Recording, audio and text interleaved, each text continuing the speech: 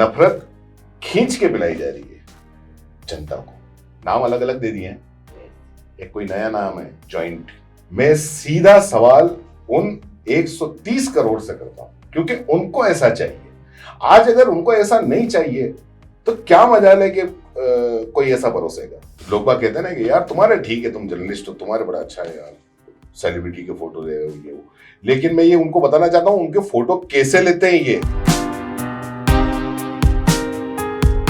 Hello everyone and welcome to another episode of UV Baatcheet. आज हम बात करने वाले हैं मीडिया के बारे में। क्यों मीडिया एक डेमोक्रेसी का एक अटूट स्तंभ है, ये बात तो माननी पड़ेगी, क्योंकि हम आसपास की खबरें, हमारे देश दुनिया की खबरें या न्यूज़ को इन्फॉर्मेशन हमें मीडिया से ही पता चलती है। इसी इंडस्ट्री के एक दिग्गज हमारे साथ जुड़े हुए हैं जिन्होंने 1998 में फोटो जर्नलिस्ट के तौर पे अपना काम शुरू किया था दैनिक भास्कर से, और ये लेक सिटी प्रेस क्लब के प्रेसिडेंट भी रह चुके हैं। आज CBC news wire, CBC news Rajasthan के ओनर और फाउंडर भी है, and he is none other than Akhtar Khan. Welcome to the show sir. Thank you, बहुत बहुत धन्यवाद, सलाम, नमस्ते।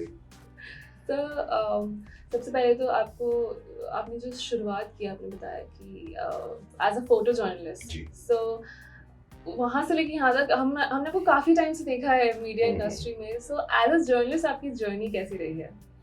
अगर कैसी रही है पूछोगे तो बोलूँगा कि काफ़ी अच्छी है, मेरे मन की है। लेकिन अगर शुरुआत का अगर आप कहेंगे तो शुरुआत दरअसल मैंने ऐसे शुरू नहीं किया था कि मुझे जर्नलिस्ट बनना। उस वक्त ज़रूरत थी, फोटोग्राफी मुझे आती थी, शौकियाना फोटोग्राफी आती थी, और दैनिक भास्कर उस वक्त शायद नया नया अखबार हुआ करता था, और करीब 8-9 महीने ही हुए थे उसमें वांस निकली थी। तो मैंने ऐसे ही वॉक टू इंटरव्यू के चलो देखते हैं यार, कुछ नहीं तो यही कर लेते हैं। तो उस वक्त वैसे ही चलते चलते मैंने इंटरव्यू दे दिया। जब इंटरव्यू में उन्होंने सैलरी बताई तो मैंने मना कर दिया। मैंने कहा इतनी सैलरी में मैं काम नहीं करूँगा, क्योंकि लेकिन फिर कुछ दोस्तों ने और उन्होंने समझाया। तब तक मुझे ये पता नहीं था कि जर्नलिस्ट क्या होता है क्या नहीं होता है, इतनी ज़्यादा बहुत ज़्यादा कुछ था भी नहीं। लेकिन बहरहाल वहाँ से शुरुआत हुई 1998 से, और 10-12 साल मैंने दैनिक भास्कर के अंदर एज ए फोटो जर्नलिस्ट मैंने काम किया। उसके बाद में वहाँ से जब दैनिक भास्कर छोड़ा, उसके बाद में फिर फ्रीलांस काम करना शुरू किया। तब कैमरा जो था, कैमरा साइड में रखा और कलम पकड़ ली। हालांकि दोनों एक दूसरे के पूरक हैं, ये नहीं कह सकते कि ये बेटर है या वो बेटर है। फोटो जर्नलिज्म भी अपने आप में एक अलग ही है, लेकिन मुझे ऐसा उस वक्त लगा कि मुझे लिखना चाहिए, तो उस वक्त फ्रीलांस शुरू किया। राष्ट्रदूत में काम किया, करीब 5-7 साल मैंने राष्ट्रदूत में काम किया। कुछ दिल्ली के अखबारों के लिए लिखा करता था, कुछ वेबसाइट के लिए लिखा करता था, ऐसे करके शुरू किया। फिर जब डिजिटल मीडिया अपने बूम पे और अपने उस पे आया, तब फिर मुझे भी लगा कि हाँ, डिजिटल मीडिया में कुछ करना चाहिए। और लॉकडाउन के वक्त, जब पहला लॉकडाउन लगा था, उसके तीसरे दिन मैंने और मेरी छोटी सी टीम ने, हम 3 जनों ने मिलकर ये शुरू किया। 1 सब्सक्राइबर, 6 व्यू पहले दिन। आज बैठा हूँ, अच्छे खासे सब्सक्राइबर, लाखों व्यूज हैं, और लाखों लोग जानने वाले, पहचानने वाले। मैं बस आपसे पूछना चाहती हूँ कि जर्नलिज्म क्यों चूज किया आपने उस वक्त as a career? As a career journalism, क्योंकि उसके पहले मैं काफी काम कर चुका था। आपको सुन के हंसी आएगी, मैं चाय वाले भी था। ये बात अलग है कि प्रधानमंत्री नहीं बन पाया। लेकिन हाँ, मेरा अपना रेस्टोरेंट था डूंगरपुर में, मेरा होम टाउन है डूंगरपुर, और वहाँ पे चाय बेचता था। तो और उसके अलावा काफी काम किया, जैसे कि किसी फाइनेंस कंपनी में काम किया, कुछ और दूसरे भी किया। उसमें लगा नहीं कि मुझे, मतलब एक जिसको कहते हैं ना वो किक वाला, सलमान खान की किक नहीं मिल रही है यार, कुछ मजा नहीं आ रहा है। लेकिन जब जर्नलिज्म शुरू किया और फोटो जर्नलिज्म जैसे जैसे हुआ और उसके साथ में, तब मुझे लगा नहीं, मेरे लिए यही काम ठीक है और मैं यही कर सकता हूँ। मन से संतुष्टि है, मन से संतुष्टि है बिल्कुल। बस। और हर काम में मन से संतुष्टि ही बहुत ज्यादा जरूरी है कि आपको कौन सा काम आपको खुशी देता है। पैसा, दूसरा तीसरा, वो सारी चीजें साइड में आ जाती हैं, लेकिन आपको कौन सा काम खुशी देता है। मुझे ये काम खुशी देता है। आजकल जब जर्नलिज्म की डेफिनेशन बदलती जा रही है, तो उस टाइम में आप जर्नलिज्म को कैसे डिफाइन करेंगे अपने अकॉर्डिंग? आज के दौर में अगर वाकई देखा जाए तो जर्नलिज्म की डेफिनेशन बिल्कुल बदल चुकी है, कंप्लीटली बदल चुकी है। मतलब अभी रिसेंट की मैं बात करूं, जब हम कवरेज के लिए गए थे तो हर जगह सुनने को मिलता है कि बिका हुआ पत्रकार। एक वक्त था जब मैंने शुरू किया था, तब बहुत अच्छी नजर से देखा जाता है, और आज ये हाल हो गए कि अच्छी नजर से नहीं देखा जाता। लेकिन ये सारा कसूर सिर्फ जर्नलिस्ट का नहीं है, एक बिके हुए पत्रकार का नहीं है, उस समाज का भी है। क्योंकि उस समाज को क्या चाहिए?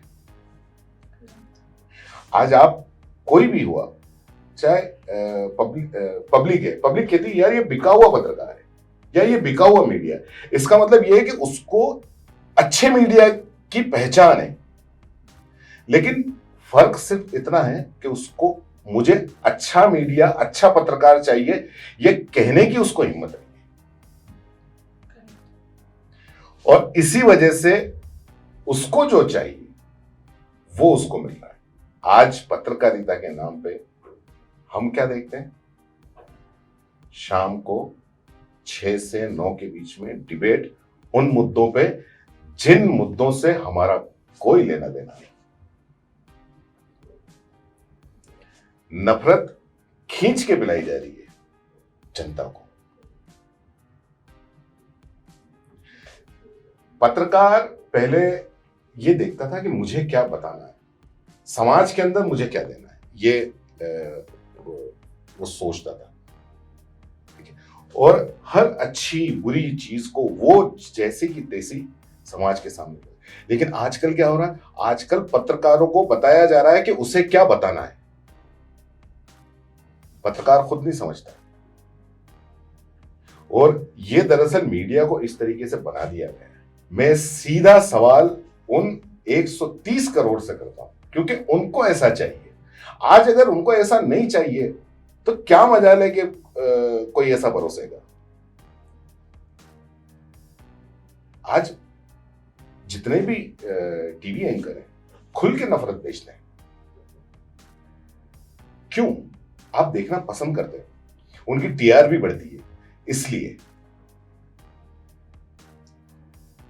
क्योंकि पूरा के पूरा। और इसीलिए डिजिटल मीडिया, आज के तारीख में डिजिटल मीडिया ने, या कुछ लोग ऐसे हैं जिन्होंने ये मोर्चा संभाल रखा है कि नहीं, पत्रकारिता है। जब ये दौर गुजर जाएगा, क्योंकि आज की तारीख में, आज के इन हालातों में पत्रकारिता सबसे बुरे दौर में, जर्नलिज्म सबसे बुरे दौर में, लेकिन जब ये दौर गुजर जाएगा और आने वाली पीढ़ी जब ये पूछेगी कि इस वक्त सबसे बुरे दौर में क्यों था, तो ये उन लोगों की वजह से याद नहीं किया जाएगा कि जिन्होंने इस दौर में बुरा किया।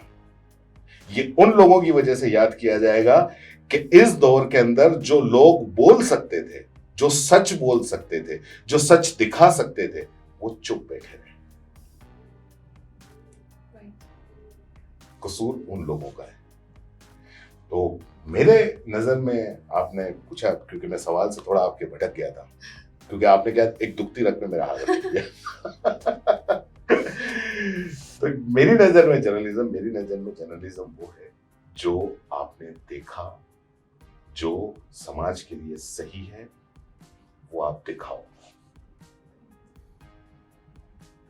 एक ऊंचे ओहदे पे बैठा हुआ सरकार या सत्ता के लिए क्या सही है उसको भूल जाओ, 130 करोड़ के लिए क्या सही है वो दिखाओ।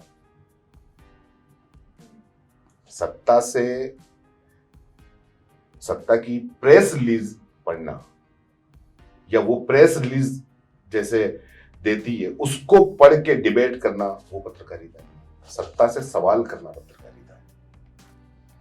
मुश्किल है इस दौर में, इस वक्त में काफी मुश्किलें हैं। आज अगर आप देखो, आप अखबार उठा के, अखबार तो खैर हिंदी अखबार तो क्या ही कहें, लेकिन खैर मैंने शुरुआत भी हिंदी अखबार से की थी, ऐसी बात नहीं है, अच्छा भी लिखते हैं, मैं ये भी पूरी तरीके से नहीं कह रहा, लेकिन सच बोलने में या आपको सच दिखाने में काफी परेशानियां आ सकती हैं। हो सकता है आप किसी संस्था के अंदर नौकरी कर रहे हो, आपको नौकरी से निकाल देंगे, ऐसा ही होता है, केस हो जाते हैं, देशद्रोह आम बात है। मतलब पहले ये होता था कि सच बोलने वाला सच्चा है, इस बार ये है कि सच बोलने वाला देशद्रोही है, सत्ता के खिलाफ बोलने वाला देशद्रोही है। नहीं, सत्ता से सवाल करने वाला असली देशभक्त है, क्योंकि वो सत्ता का चाटुकार नहीं है, वो 130 करोड़, वो उस देश के प्रति मतलब उसका एक प्रेम भाव है, उस 130 प्रति पूरे समाज 130 करोड़ लोगों के लिए उसकी जिम्मेदारी है कि नहीं, मुझे सच दिखाना है। 4 नेताओं के लिए उसकी जिम्मेदारी नहीं है, ठीक है ना। सत्ता सरकार कहीं की भी हो, मैं नहीं कहता, मुझे बोलते हैं कि भाई आप इनके पक्ष में दिखाते हो, मैं किसी के पक्ष में नहीं दिखाता। मुझे सत्ता से सवाल करना ठीक लगता है, यही जर्नलिज्म है, मुझे यही ठीक लगता है, मेरी नजर के अंदर यही सही है। अब मुझे फर्क नहीं पड़ता कि सरकार किसकी है, कांग्रेस की है, भाजपा की है या किसी और की है। अभी राज्य में कांग्रेस की सरकार है, हम कांग्रेस से सवाल करेंगे, केंद्र की बात होगी, केंद्र में भाजपा की सरकार है, हम उससे सवाल करेंगे, हमें कोई फर्क नहीं पड़ता। और ये हर जर्नलिस्ट के साथ में होना चाहिए, लेकिन अभी ऐसा नहीं। पर अभी आप दिखा रहे हैं अपने सीबीसी न्यूज़ वायर और न्यूज़ राजस्थान पे ये। हाँ, दोनों पे दिखा रहे हैं हम। कोशिश हमारी यही रहती है कि चाहे सीबीसी न्यूज़ राजस्थान, 2 चैनल है, सीबीसी न्यूज़ राजस्थान और CBC news wire. CBC news wire पे हम नेशनल इशू कवर करते हैं। अभी हालांकि उसकी रीच वगैरह इतनी नहीं बढ़ी है, लेकिन फिर भी मैं ये समझता हूँ कि अगर मुझे एक बंदा भी अगर सुनने वाला है, एक बंदा भी अगर देखने वाला है, तो मेरा फर्ज बनता है कि मैं उसको सही बात दूं। जर्नलिज्म है। एज जर्नलिस्ट आपने कौन से ऐसे सवाल या इश्यूज या मुद्दे उठाए हैं जिनसे एक्चुअली में समाज में चेंज आया है, बदलाव आया? प्रशासन ने एक ऑर्डर निकाला था कि फतेह सागर पे कोई भी वाहन लेके नहीं जा पाएगा, आपको जाना है पार्किंग करो और पैदल जाओ। तो उसको हम लोगों ने काफी, हमारे चैनल और ब्लॉग और इससे काफी उठाया था कि ये चीज गलत है, आपने पहल कर दी, लेकिन इस तरीके से, क्योंकि फतेह सागर एक तरीके से उदयपुर के लोगों की दिल की धड़कन है, ठीक है। कोई उदयपुर का, और खास करके युवा, अगर वो है और वो फतेह सागर नहीं गया, मतलब वो कहीं नहीं गया। तो उस वक्त कुछ असामाजिक तत्वों का काफी बोलबाला था, तो उनकी हम लोगों ने लाइव रिपोर्टिंग करी थी और उसको ऐसे के ऐसे लगा दिया था। तो वो भी काफी सुधरा, प्रशासन को वो फैसला बदलना पड़ा, यू टर्न लेना पड़ा कि नहीं, हम तो सिर्फ एक, हमारा प्रोजेक्ट था कि ऐसा कर सकते हैं कि नहीं कर सकते हैं, लेकिन जनता नहीं चाहती है तो नहीं कर सकते। एक रिपोर्ट भी देखी थी मैम जो है रिपोर्टर उनकी, जहाँ पे उन्होंने रिपोर्ट किया था कि वहाँ एक गड्ढा था दिल्ली गेट पे। हाँ, एलियन का पैर। हाँ, दरअसल हमारे, हम जो कोई भी जैसे कि मुद्दे उठाते हैं, तो एक तो बिल्कुल ट्रेडिशनल जर्नलिज्म था, है ना, उससे थोड़ा सा हटके जो लोगों को भी समझ में आ जाए, बोल आसान भाषा में, जिम्मेदारों को भी समझ में आ जाए आसान भाषा में, और काम भी हो जाए। और वही है, और वही हमारी जयश्री मैडम है, तो उन्होंने उस चीज को उसी तरीके से उठाया था और वो अगले ही दिन भर गया था।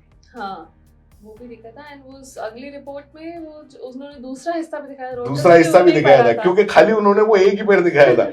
मतलब प्रशासन और जो जिम्मेदार है वो भी कितने मूड है कि मतलब उनको लगता है कि अच्छा इसके बारे में खबर दिख रही है, ये काम ठीक कर दो। पूरे शहर की ऐसी की तैसी हो रखी है, वो काम नहीं करना। तो फिर अगली बार जयश्री मैम ने ही पूरे शहर को भी दिखा दिया कि दरअसल एलियन पूरे शहर के अंदर आया हुआ है। बीइंग अ मीडिया, ऐसे कौन से शहर के इश्यूज है जो हमें उठाने चाहिए, उठाना जरूरी है? बहुत सारे इशू हैं।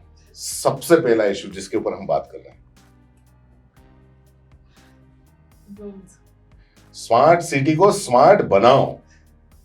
अगर स्मार्ट नहीं बनाते तो ये जैसी थी उसको वैसी बना दो, मेहरबानी करके।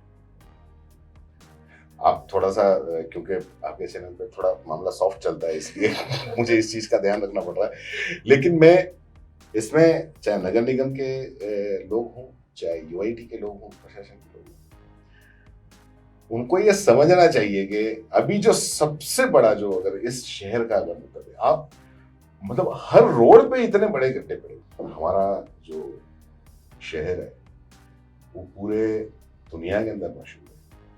आज अगर राजस्थान का नाम आता है तो राजस्थान के नाम में जिससे कि कोई भी पर्यटक है तो वो सबसे पहले उसके जबान पे आता है उदयपुर, झीलों की नगरी। झीलों के आसपास जितनी सुधार की जरूरत है वो नहीं हुआ। ऐसा नहीं है सरकार के पास में बजट नहीं है, ऐसा नहीं है स्थानीय प्रशासन के पास में बजट नहीं है, लेकिन वैसा काम नहीं होता। और वो मुद्दे उठे क्योंकि ये सारे शहर से जुड़े हुए हैं। दूसरा एक और बड़ा मुद्दा जो शायद शहर का प्रशासन, शहर की पुलिस और शहर का मीडिया में भी आ गया है, इसमें मैं अपने आप को अलग नहीं करूंगा, उसमें आंख बंद करके बैठे, और वो है युवा। जो युवा, जैसे कि मैं इसलिए बात नहीं कर रहा हूं कि अभी ये आर्यन खान वाला मामला चल रहा है या वो चल रहा है, शहर में कई युवा ऐसे हैं पढ़े लिखे स्टूडेंट जो बाहर से आते हैं, वो नशे की लत में लगे पड़े। नाम अलग अलग दे दिए हैं, एक कोई नया नाम है जॉइंट, मुझे पता नहीं क्या होता है, लेकिन हाँ, और मुझे ये जॉइंट नाम भी किसी स्टूडेंट ने ही बताया था, और उसने बड़े मजे से आके बताया, सर आपको पता है शहर के अंदर इस जगह पे ये सारे स्टूडेंट जॉइंट मारते हैं। मैंने एक बार तो उसको ऐसे ही फिर मैंने उससे पूछा, मैंने जॉइंट होता क्या है? अरे सर आपको नहीं पता क्या? मैं क्या होता है? फिर उसने सारा बताया कि ये होता है। और ये बहुत जरूरी है ये चीज समझना, क्योंकि युवा फ्यूचर है हमारे, फ्यूचर है हमारे। राइट, इस पे बिल्कुल हमें एक्शन लेना जरूरी है। एंड एक्शन से है, आजकल आप बहुत एक्शन में हैं, चुनाव का माहौल चल रहा है, एंड आपने नया ब्लॉग देखा है हमने, चुनावी ब्लॉग करके आपने नया कॉन्सेप्ट शुरू किया है, तो उस कॉन्सेप्ट के बारे में हमें कुछ बताइए, क्या हमें आगे देखने को मिलेंगे और ब्लॉग्स? दरअसल चुनावी ब्लॉग मुझे क्या प्रयोग करने की आदत है, और जब जर्नलिज्म के आपके पास में नए नए, पहले एक जब शुरू हुआ तो खाली अखबार हुआ करता था, फिर रेडियो आया, फिर टीवी आया, फिर अब तो हर हाथ में एक नया साधन है।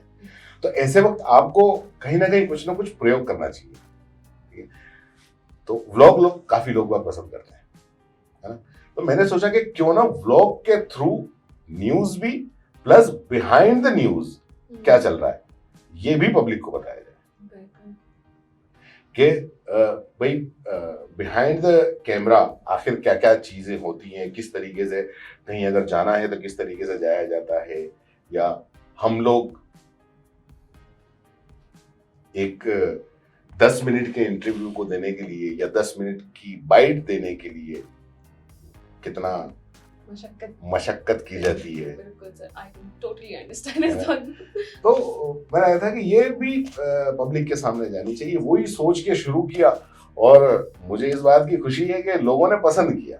एक और प्रयोग हमने किया, वो भी काफी सक्सेस रहा, मेवाड़ी न्यूज। तो हमने ये मेवाड़ी न्यूज एक शुरू किया और उसको लोगों ने, मतलब मुझे भी यकीन नहीं था कि इतना पसंद करें। मेरी एक गलतफहमी थी जब मैंने ये न्यूज चैनल शुरू किया था, तब मेरी गलतफहमी थी कि यार यूट्यूब है, यूट्यूब को सिर्फ शहर वाले लोग ही देखते हैं। और ये गलतफहमी मेरी 3 महीने के अंदर इतनी भयंकर तरीके से टूटी कि पूछो मत। आज की तारीख में सीबीसी न्यूज राजस्थान के सबसे ज्यादा अगर व्यूअर है तो वो गाँव के अंदर है। और जब हम कवरेज करने के लिए गए तो एक करीब 60 साल की लेडी थी, जब उनसे मैडम लेने के लिए गए तो उन्होंने अपना वो जो घूंघट थोड़ा सा ऊपर किया, तो वही सैनी जो मेवाड़ी में न्यूज बने, मतलब उस गांव की उस महिला ने भी वो देखा कि हाँ यो काम चौको की दो। मुझे याद है मैं जब पूरी अच्छी तरीके से जब दैनिक भास्कर के अंदर लगा था एज ए फोटो जर्नलिस्ट लगा था। आपके सवाल से थोड़ा सा ट्रैक हट रहा है बट चलने दो उसको। हम तो जानना चाहते हैं हाँ। कि आपके बारे में अच्छे से। तो जब मैं फोटो जर्नलिज्म समझ गया कि हाँ फोटो जर्नलिज्म ये है, तब फिर मैं, जैसे कि अभी मैं नए नए प्रयोग करता हूँ, उस वक्त मैं नए नए प्रयोग करता हूँ।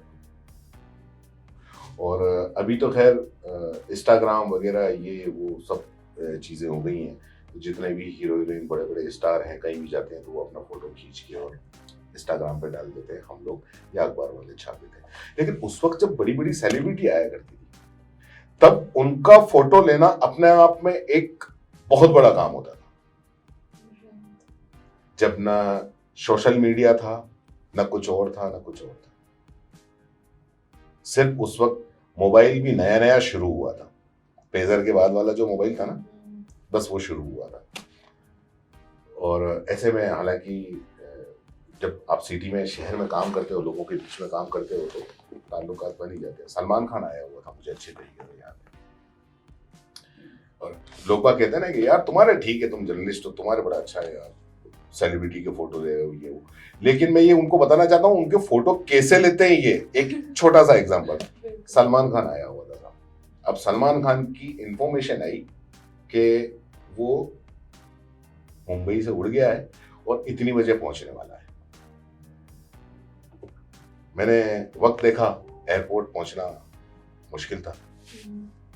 और प्रफुल्ल पटेल के, उस वक्त प्रफुल्ल पटेल के सेंट्रल मिनिस्टर हुआ करते थे, और उनकी बेटी का कोई बर्थडे वगैरह था लेक पैलेस के अंदर, वो अटेंड करने के लिए सलमान खान आया हुआ।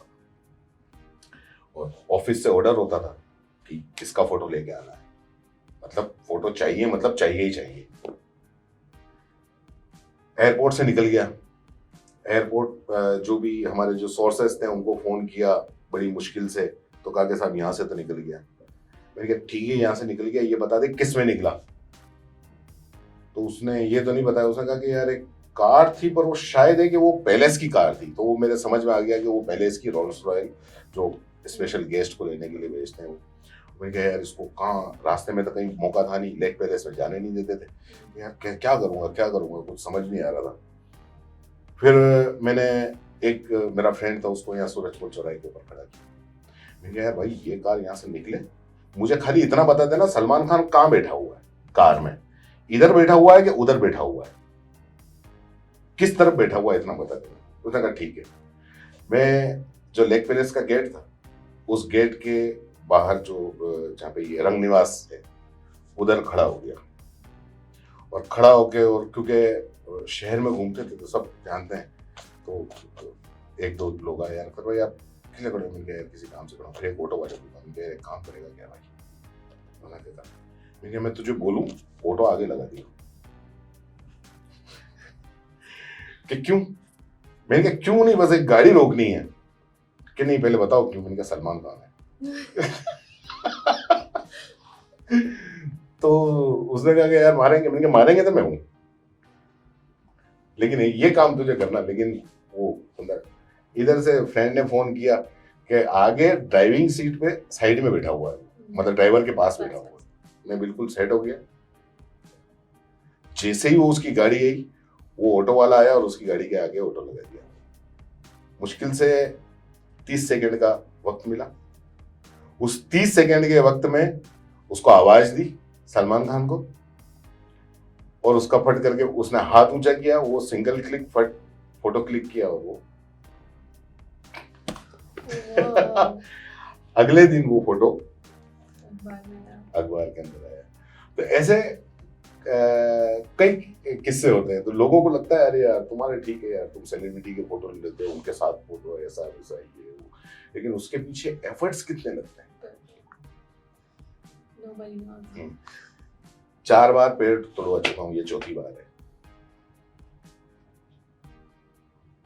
वो क्या नाम है, शकीरा आई हुई थी, और शकीरा का इंटरव्यू लेने के लिए जाना था।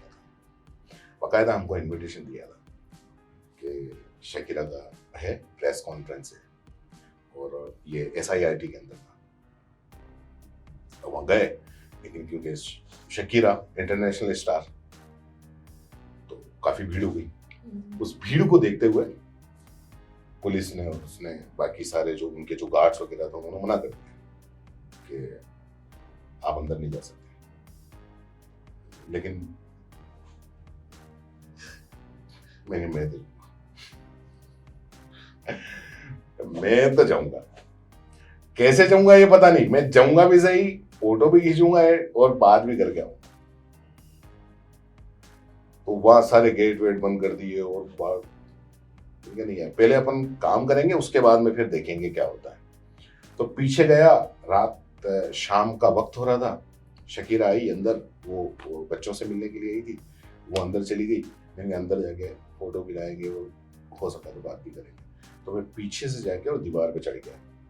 तो दीवार पे मैंने नीचे देखा तो बराबर, क्योंकि शाम का अंधेरा था, बराबर दिखा नहीं। मेरे साथ में मेरा सहयोगी हमारे जो थे ओम पूर्विया, वो थे, तो उन्होंने देखा, उस्ताद यार कूद जाएंगे यार।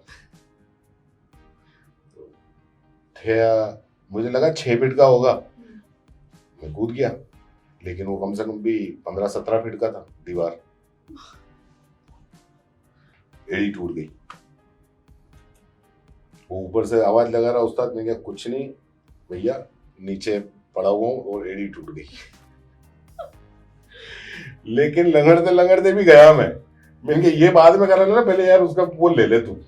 वो दरअसल जर्नलिज्म का एक जुनून होता है। I agree. ठीक है ना? तो वो काम पहले होना चाहिए, वो बाकी का क्या होगा क्या नहीं होगा वो सब बात हो, वो उसके जाने के बाद में फिर गए और फिर सारा हुआ। तो आपके सहयोगी कैसे नीचे आए? सहयोगी आपके कैसे आए नीचे? फिर वो फिर उधर से घूम के आया, उसको लगा कि हाँ यार ये भाई गिर गया।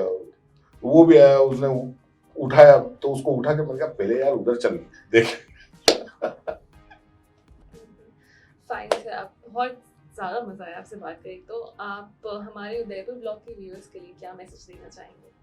सभी युवा हैं आपके, खास करके, हालांकि ऐसा नहीं है सभी युवा हैं, अब तो क्योंकि सिटी अपडेट्स काफी लोग देखने लग गए, तो उन सबके लिए यही है, खुश रहो, मस्त रहो, उदयपुर ब्लॉग देखते रहो। सर दिल जीत लिया आपने बिल्कुल। We couldn't thank you, मतलब इससे ज्यादा तो हमारे लिए अच्छा हो नहीं सकता कि अख्तर सर खुद यहाँ आके बैठ के हम सबको बोल रहे कि उदयपुर ब्लॉग देखो, और with 23 years of experience। और आज उन्होंने नहीं, मैं ये भी चाहूंगा कि मतलब आप इससे इंस्पायर होके ये भी बोलो कि CBC राजस्थान देखो। बिल्कुल सर, मेरा नेक्स्ट डायलॉग यही था कि CBC राजस्थान। चलिए बिल्कुल। We are very much obliged किया हमारे साथ अख्तर सर जुड़े, और हम उन्होंने इतना इंस्पायर किया, उन्होंने ये तक बोला कि उदयपुर ब्लॉग देखो। तो इससे मैं भी बोलती हूँ कि CBC news Rajasthan, CBC news fire जरूर देखना, बिकॉज वहाँ पे बहुत ही कोर जर्नलिज्म के साथ सर आप तक बहुत ही सही इन्फॉर्मेशन, टाइमली इन्फॉर्मेशन पहुँचाते हैं। तो बिल्कुल जरूर देखना। And thank you so much sir हमारे शो पे आने के लिए, हमारे शो की शोभा बढ़ाने के लिए बहुत बहुत शुक्रिया। आपका भी बहुत बहुत शुक्रिया कि आपने मुझे बताया। Thank you. आप लोग को ये वीडियो कैसा लगा हमें जरूर बताइएगा, and till then stay tuned.